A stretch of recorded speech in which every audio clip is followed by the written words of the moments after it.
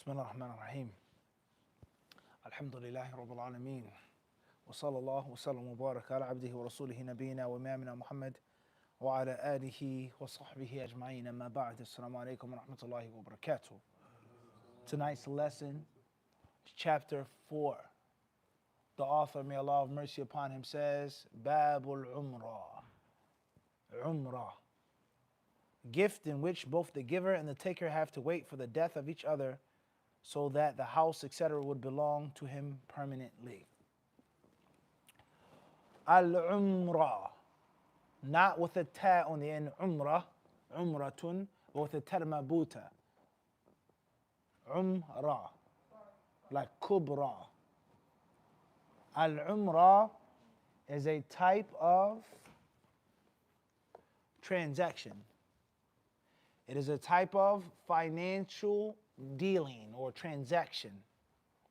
It is a means of a piece of property, a piece of wealth, being transported to another party, to a second, a former and a latter. Similar to what? Buying and selling. My hourglass, I give you the hourglass, and you give me something in return. Trade by purchase. Correct or incorrect? I die. You're my heir. You're my brother. You're my son. You're my father, etc. The hourglass was once what? Now it is. The property, the wealth has been what? By declaring this or not? It's my hourglass. Mine's. Only mine's. But you seem like a nice brother, so I say, Tafaddal, is yours. It is now what? Your hourglass. Hey, I want it back. That was a bad decision. This is cherry wood. I can't find another hourglass with cherry wood. Or this, this sand is from such and such island. It's rare, it's unique. Mahad says what? Losers, finders keepers what? That's what we say back in the day when we was kids, right? It's mine now. But please, can you please give it back to me? Matter of fact, I take it back. I'm Sheikh Mufti. He says what? I'm now what? The Malik. It's my property. Because the mulk, it intaqal. And here, al-umrah is another way, is another means of a piece of property being delegated, given, transported to another party, but in a different way, in a different style. Everybody understand this or not?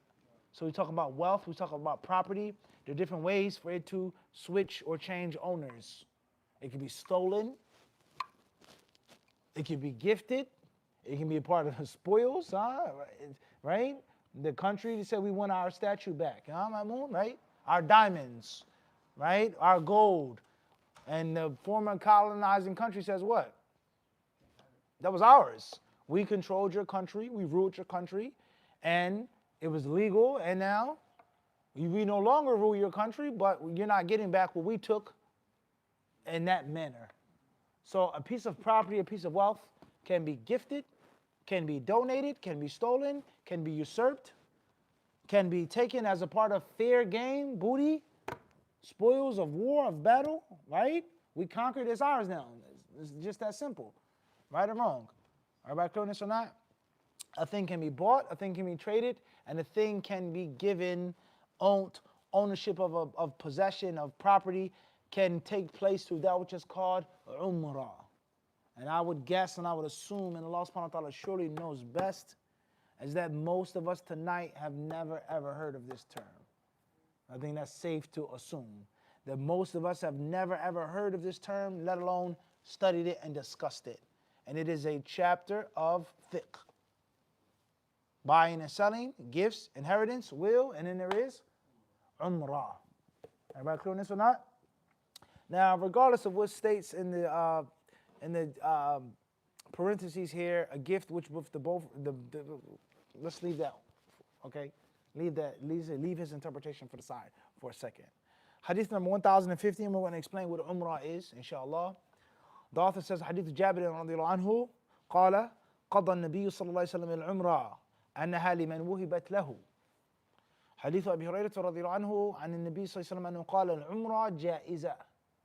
Hadith number 1050, narrated Jabir, in the hadith in Bukhari and Muslim, a compilation from Bukhari and Muslim.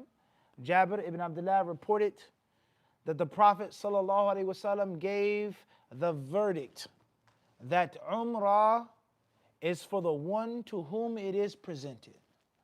It is a legal means of transfer, transit. Whoever this property, whether it be a house or other than a house, is given to, that person becomes the Islamic what? Legal owner. Liman wuhibat lahu. And notice how the word of the term wuhibat, gifted, is mentioned. I.e., Umrah is a cousin of Hiba. Is a what? Is a cousin of it. It's related to it. A close relative of Hiba. Hiba, the gift. Everybody clear on this? It's a specific type. It's a varied style of gifting and accepting a gift, which we'll explain, inshallah ta'ala. Hadith number 1051, narrated Abu Hurairah radiallahu anhu. The Prophet sallallahu alaihi wasallam said, Umrah is permissible. Al-Umrah ja'iza. The hadith is in Bukhari and Muslim, and it's clear is that this transaction, this means, this type of ownership being transferred is what? Legal. No one can come along and say, no, it's riba, it's this, it's that. Ja'izatun. Right? It's lawful. Everybody clear on this or not? All right, tight. Let's go now and put that on pause and read the Sharh Nawawi. May Allah have mercy upon his soul. Nawawi rahimahullah ta'ala, he says, قال أصحابنا وغيرهم من العلماء. He says the Shafi'is say, وغيرهم من العلماء, and other scholars as well, the Hanafis, the Malikis, the Hanbalis, the Zahiris, Ahl al-Hadith, the other scholars, they also say, Al-Umrah قوله أعمرتك هذه الدارة مثلا. Al-Umrah is when a person says, and obviously it's primarily in Arabic, أعمرتك, I have made Umrah for you. I have given you أعمرتك هذه الدار, this home, this house. I'm gifting you my house. My house is now yours. But when and how? Is it an immediate gift? Ayub, this is now yours. Tafaddal, it's yours. Do whatever you want with it. Use it for time, smash it on the ground, put it up, let dust cut al-muhim, it doesn't matter. But it's now what? Yours. Versus, I'm giving you this hourglass, but not just yet. You gotta wait a second. Or, I give you this hourglass with the condition that it's your property as long as you're healthy. The moment you're no longer healthy, you can't tell time, you have to give it to your son. It's a conditional what? Gift. It's a conditional what? A conditional gift. Everybody understand this? Hiba muqayyada. Hibatun muqayyada. Laysat mutlaqa. It's a restricted gift, a restricted type of donation for a purpose. All right. Nawawi, may Allah have mercy upon him, he then says, أو جعلتها لك عمرك أو حياتك أو ما عشت أو حييت أو بقيت أو ما يفيد هذا المعنى. I donate this house to you for as long as you're living, as long as you remain, as long as you're breathing, as long as you're walking, until you die, until you croak, until you check out. Right? He says, يفيد هذا المعنى, similar to another chapter of fiqh, another discussion of fiqh, which is what? The chapter of wasiyah, but think of something else more provocative. Divorce. طلقتك أطلقك أنت طالق أنت مطلقة الطلاق. Everyone understand this? Whether this specific word or used or anything which is يفيد هذا المعنى, which gives the same impact and impression. I'm done with you. I'm done with you. I'm mad, I'm angry, I walked out the kitchen. Right? You burnt my food for the what? The last time. You put too much salt in my food for what? The last time. I'm done with you. I don't mean divorce, but I'm done with you. I'm going to cook myself. Or I intended for what? Talaq. And that's a different discussion. Al-alfadh al-sariha wal-alfadh al-kinaiya. The direct expressions of divorce versus The indirect expressions. The direct expression of divorce is divorce. If you were joking, if you weren't serious, if you really didn't mean it, it's done. You pulled the trigger. And the indirect expressions of divorce are lawful and legal. They count if there is the intention behind it. You get it? I'm done with you. And I actually meant what? Talaq. Go back to your father's house. Get out my house, woman. Right? But I just meant get out my face. I'm mad and I'm upset with you. You understand? So, amartuka, whatever word or term is being used. And obviously many of these rulings aren't even going to apply without the Arabic what? Language. And some of them will apply depending on how it's used. I divorce you, you're divorced, divorce, whatever the case may be. Everybody clear on this or not? So Umrah is me, a'martuka, I'm donating this to you, but with the condition it's only yours during your lifetime. The moment you die, it is now someone else's. It's a conditional what? Gift for him now. And it's called Umrah because it pertains to Umr, which is lifespan. A means of living, life. Umrah, Amir, right? Umar, right? طيب, moving forward. He then states, وأما عقب الرجل, and then he al-uqba is something else which isn't in this chapter. And that's also similar as well. هم أولاد الإنسان ما تناسلوا. He says رحمه الله وما عقب الرجل فبكسر القاف ويجوز إسكانها مع فتح العين عقب أو عقب. قال في نظائره والعقب هم أولاد الإنسان وما تناسلوا. قال أصحابنا العمرة ثلاثة أحوال أحدها أن يقول أعمرتك هذه الدار فإذا مت فهي لورثتك أو لعقبك فتصيح بلا خلاف ويملك بهذا اللفظ رقبة الدار وهي هبة لكنها بعبارة طويلة. فإذا مات فالدار لورثته فإن لم يكن له وارث فلبيت المال ولا تعود إلى الواهب بحال خلافا لمالك. الحال الثاني أن يقتصر على قوله جعلتها لك عمرك ولا يتعرض لما سواه. ففي صحة هذا العقد قولان للشافعي أصحهما وهو الجديد صحته وله حكم الحال الأول والثاني وهو القديم أنه باطل. وقال بعض أصحابنا إنما القول القديم أن الدار تكون للمعمر حياته فإذا مات عادت إلى الواهب أو ورثته لأنه خصه بهذا حياته فقط.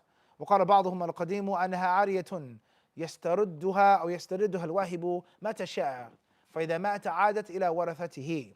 الثالث أن يقول جعلتها لك عمرك فإذا مت عادت إلي أو إلى ورثته إن كنت مت.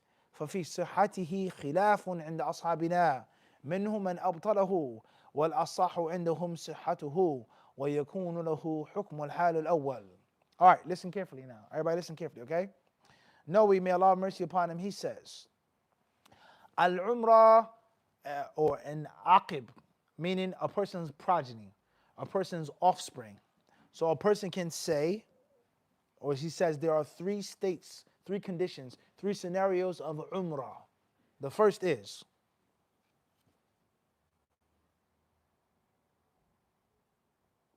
I donate this house to you. I gift this house to you. And if and when you die, the house belongs to your children. Sold, this and that is your children's property. So it's a restricted what? Gift. You're only in charge of this gift as long as, now one may say, well, aren't the rules of inheritance a little different? Or aren't the rules of inheritance the same? If a person dies, it's no longer his property and it's going to belong to the heirs, right? Not necessarily. And that's because I put in my will, this house is less than a third of my wealth, is donated to Brother Harun. I own the house, I bought the house, I purchased the house, someone gave me the house. It was a woman's dowry, a mahar, whatever the case may be. Bridal gift, not necessarily dowry, that's the opposite in English, right? You get the point or not? She puts in a will that the house belongs to so-and-so. The house can be placed in the wasiyah. just because you own something while you're alive, you die, doesn't necessarily mean that it's going to go to the inheritors, the heirs. فهمنا الفرق. Listen carefully. The hourglass is whose? Right now it's mine. Forget Ayub. All right, he's a, I don't even say on the live stream anyway. Right? Allah almost done. All right, tell you. So the hourglass is mine, right? When I die, is it an absolute must that the hourglass is going to go to my son? Yes or no? No, it isn't a must. There's several things that can take place. The hourglass can be taken, collected as a what? A debt. Correct? I put in a will before I died. When I died, the hourglass is going to go to Brother Harun. Correct? It's lawful for me to give 1/3, less than 1/3, or at least 1/3 at max, according to those scholars, of my wealth in a will. And the will should not exceed 1/3 of the total what? Wealth. The 2/3 that remain should go to inheritance. Like we what? Like we explained and discussed. Clear or not? Or anything else can be done with this hourglass. But if I give the hourglass to Harun, or I give the hourglass to Ayub, it is his hourglass, and when he dies, the hourglass automatically goes to his heirs. And he can't do this with it or do that with it. For him now, it's a conditional what? A conditional gift. Everybody clear on this or not? All right. So Noe, may Allah have mercy upon him, he says, فَتَصِحُ بِلَا خِلَافٍ. This is lawful and legal according to all scholars. According to what? According to all. And a person owns that house or that property. It's his. Just by that statement. Contract, no contract witnesses. That statement is now what? It's his. All right, moving forward.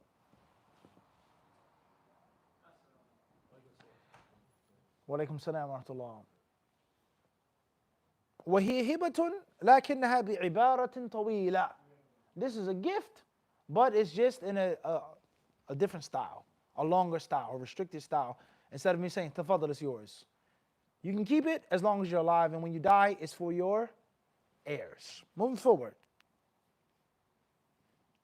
If a person dies with no heirs, then the property, the house, goes back to the treasury of the Muslims. It's property for the Muslims. Public property for the what? For the Muslims. Not in the land of Kufr though. Right? There is no Baytul Mal. The Baytul Mal is the masjid. The Imam. He has the key to the what? Or the thumb or the eye recognition technology. Inshallah, hopefully he's just. And then Baytul Mal is actually Baytul Mal. And not just Bayti al-Mal. Everybody clear on this or not? All right, moving forward. He then says, وَلَا تَعُودُ إِلَى الْوَاهِبِ بِحَالٍ خِلَافًا لِمَالِكٍ. And that property, under any circumstance, is to return to the original owner or gifter or donator. Bihal, he says, no way, impossible. No way, Jose.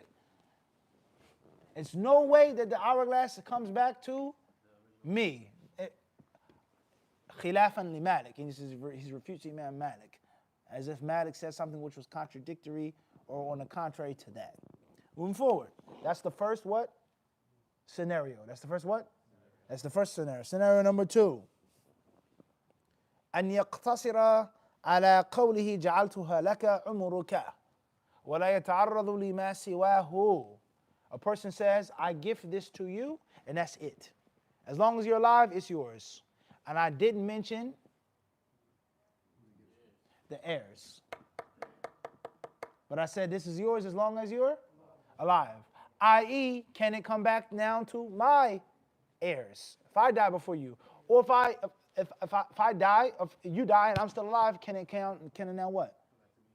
As if it was a what? As if it was a loan. As if it was a what? As if it was a loan. Everybody clear on this or not? I give you this ring. I said, tafadal. Go ahead, rock it. Yo, I'm Sheikh, I'm about to get married. I said, tafadal, go ahead and rock it.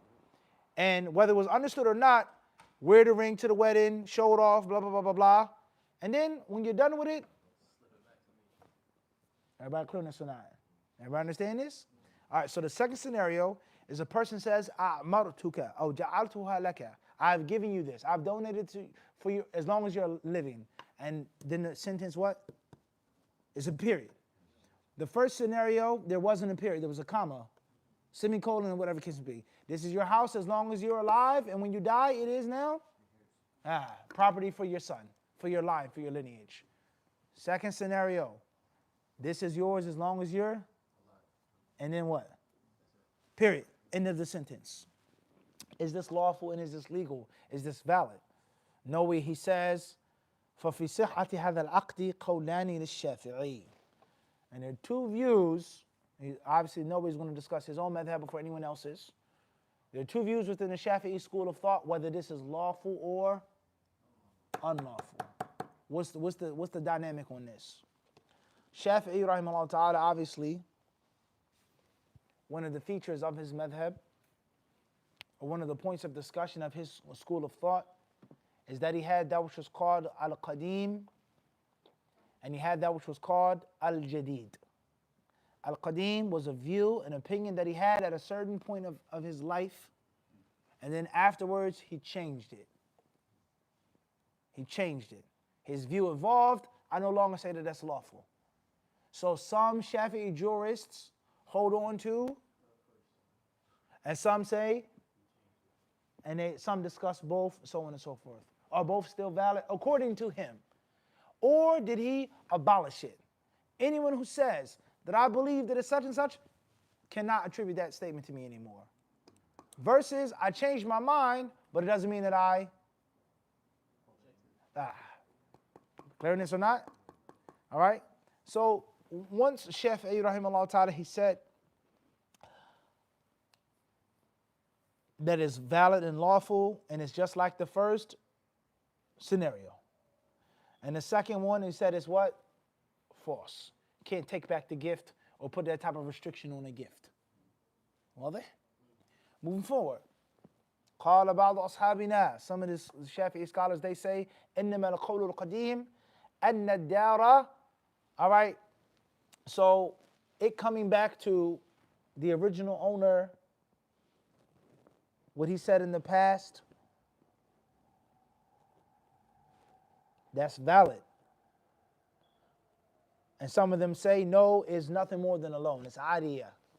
It wasn't a hiba. It was never a gift given to you. But instead, I intended and I meant use it, benefit from it, and then it comes back to me. Moving forward, is how lawful is that? They differ on that. In the third and final scenario, the third and final condition, أن يقول جعلتها لك عمرك فإذا مت عادت إلي أو إلى ورثتي إن كنت مت. He says here, the third scenario, this house is yours as long as you're alive. The moment you die, it returns back to me, or it returns back to my heirs. It is a loan, but it's a long loan, a lifetime loan, lifetime collateral, a lifetime lend. You live for 30, 40 years, it's yours. But when you die, comes back to me if I'm still living. I'm 20, I say this to a 30-year-old man or a 40-year-old man, or 50. Or if I've passed away, it's contractual that it's going to automatically go back to my heirs. That's the third circumstance, and that's the third scenario. Obviously, the scholars, they differ on this. Is it valid or not? Is it valid or not? What's important is these are all scenarios of al-umrah. And of course, as a proof and as an evidence that they use are these hadiths. Al-umrah ja'iza, the hadith states.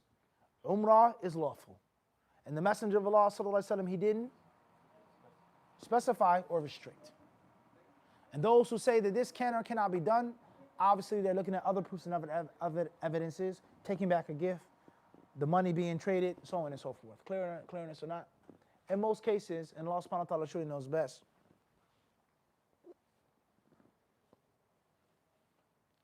in most cases,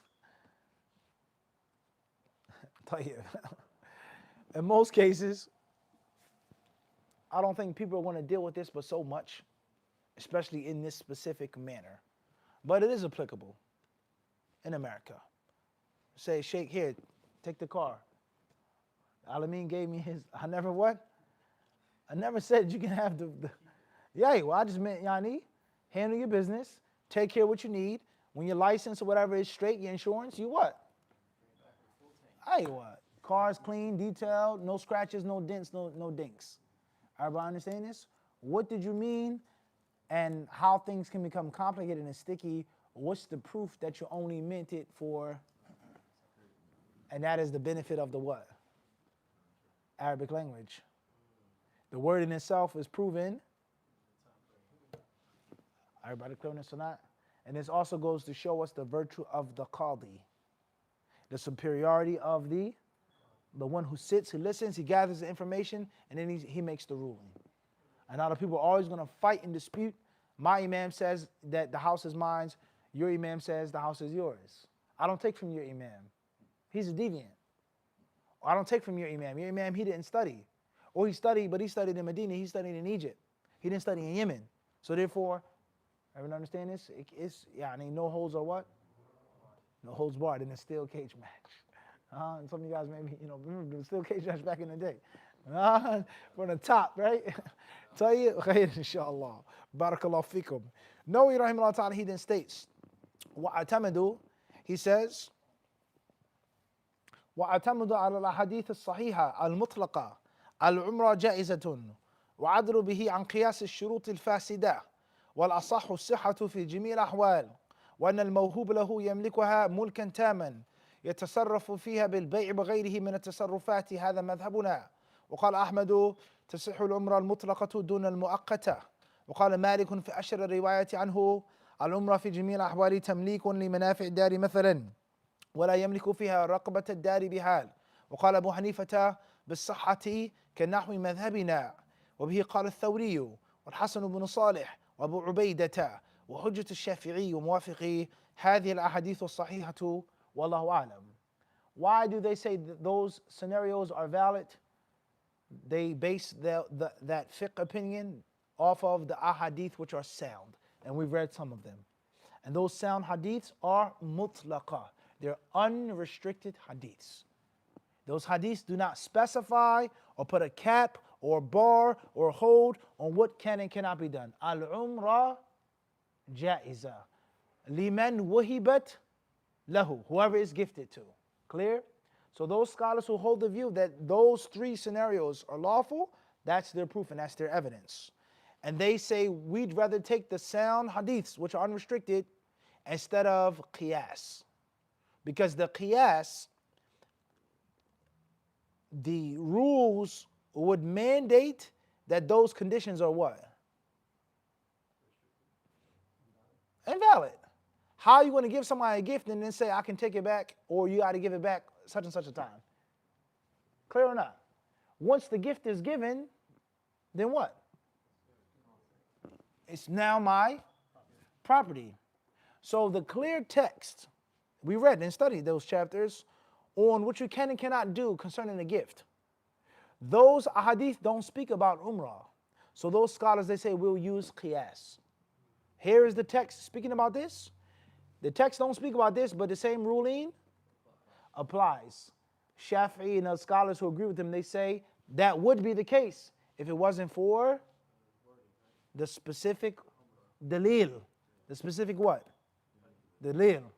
So therefore, there's a general qaida mentioned by the scholars of Islam. إذا ورد النص بطل النظر. إذا ورد النص بطل القياس.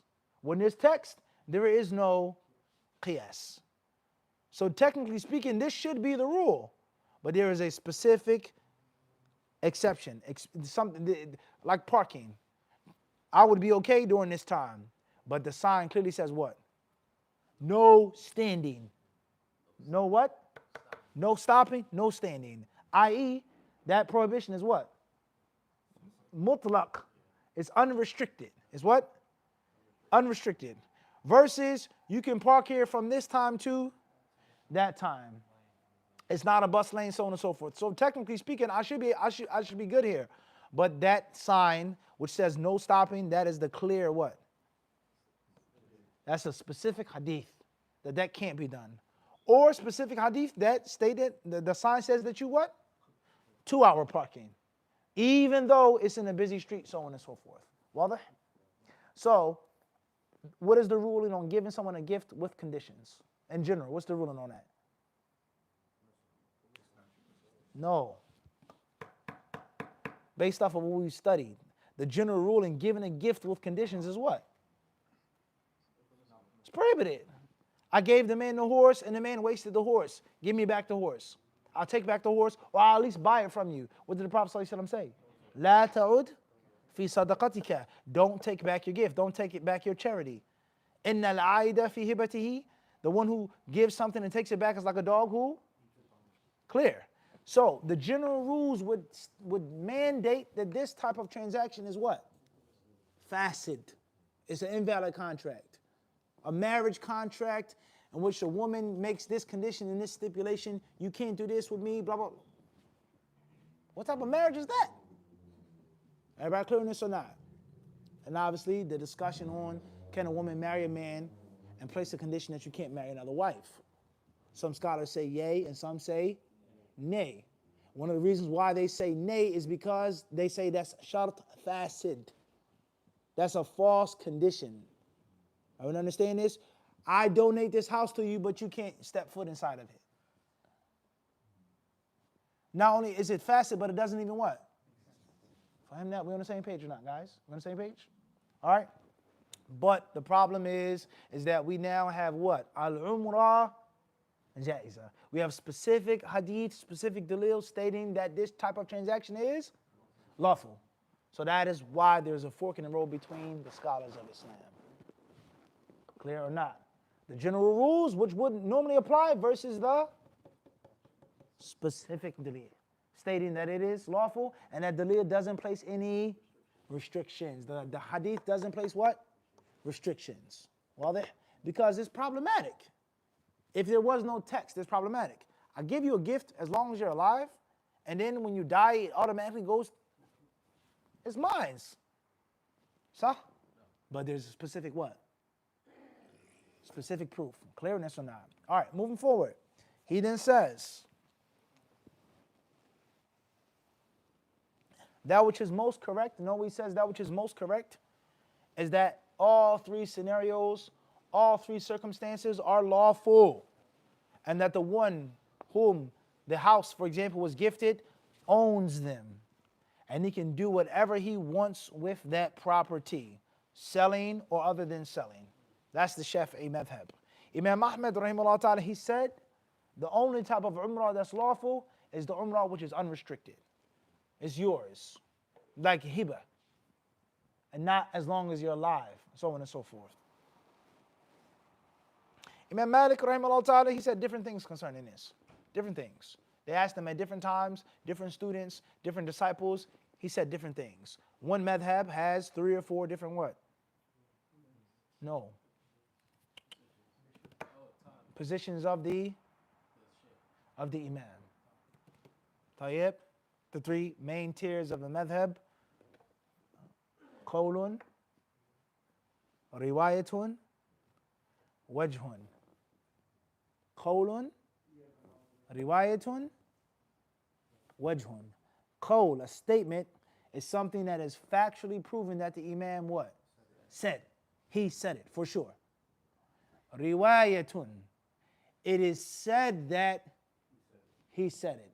Proven or it's been mentioned, it's been narrated.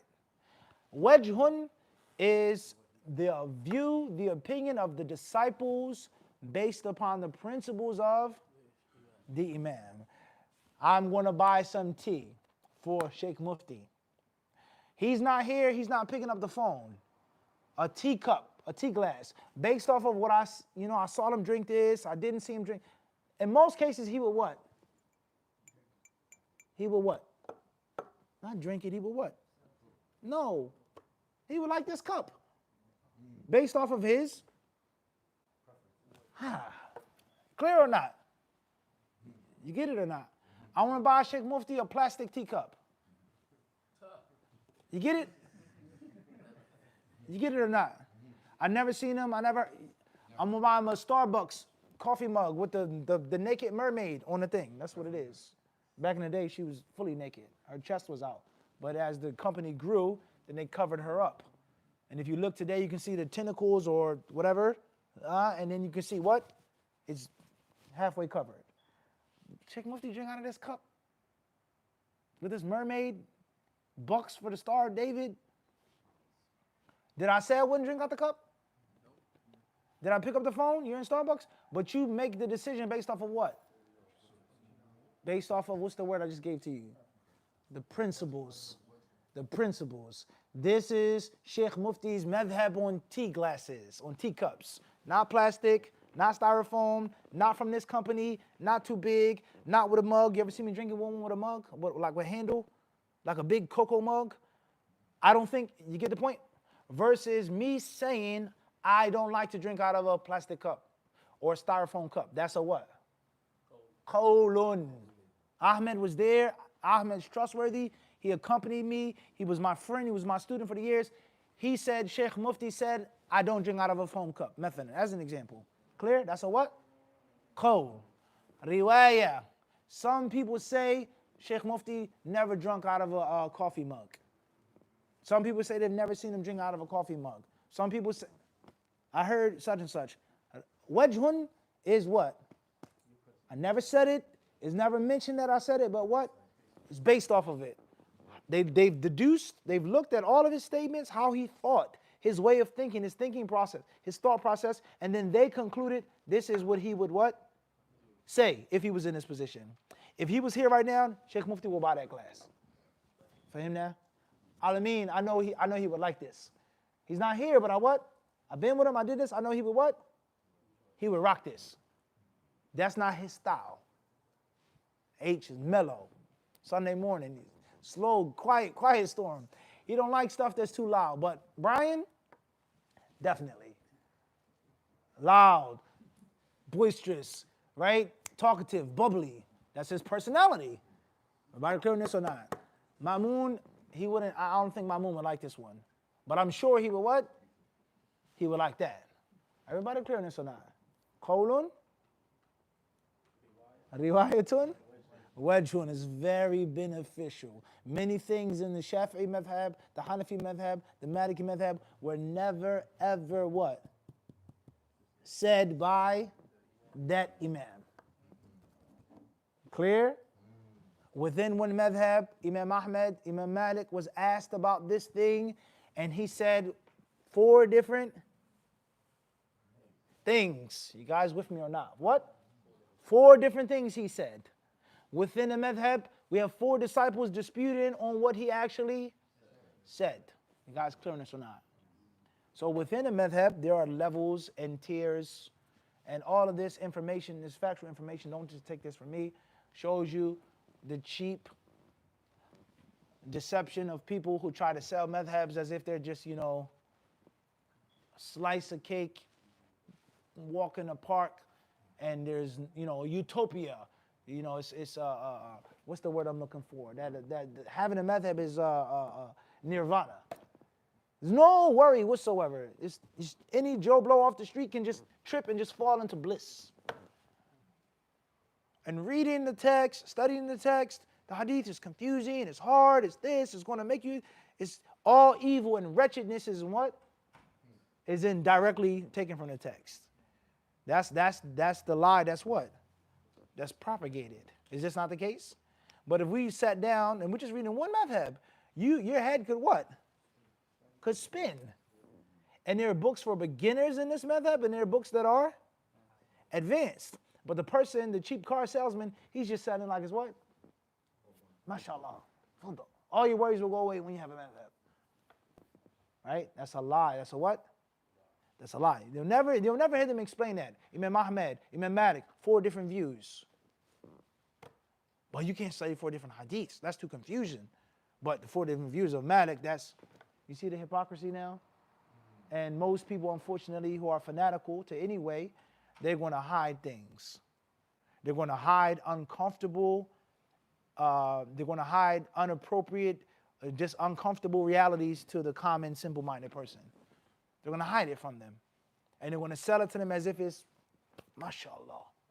And that's wrong. That's what? That's wrong. The more you study, the more you learn, the more you find how much people differed and fought and bickered and had different views on things. And it's not just so simplistic as you're trying to make it seem. All groups that are fanatical are guilty of this. All of them. Every single one, unfortunately. All right? Moving forward. He says, Imam Malik rahimahullah ta'ala, في أشهر الروايات عنه, and the most famous and the most popular of his views that were quoted, العمرة في جميع الأحوال تمليك لمنافع الدار مثلا, is that you only are in charge of the benefits of that house. You can stay in it, you can rent it out, you can store your stuff in it, you can have a party in it, but you're not the actual owner of the house. That's what Malik said in the most popular version of his madhab, right? His position. Moving forward, as far as Abu Hanifa rahimahullah ta'ala, then Abu Hanifa, he took the view that agreed with the view of Shafi'i. Not to say Abu Hanifa was before Shafi'i, but meaning his view, his madhab is the same. They're the same, that it's lawful. And that was also the view of Sufyan al-Thawri and many, many other scholars as well. And the simple, easy, basic reason why, the authentic hadiths that are clear, that are unrestricted. There's nothing that can equal or trump them. So therefore, we have no choice but to simplicity, right? Here. In other instances, the hadith really doesn't mean that, oh, Fulan didn't take their opinion and so on and so forth. But you see the proper what? إِذَا صَحَ الْحَدِيثُ فَهُوَ مَذْهَبِي. If the hadith is sound, that's my school of thought. If the hadith is sound, meaning there's no other authentic hadith that challenges us acting upon it, then there's no option except to what? To take it. Clearness or not? Wallahu ta'ala a'lam. We'll stop here. Wa sallallahu wa sallam wa baraka ala abdihi wa rasulihi nabiyina wa imamina Muhammad.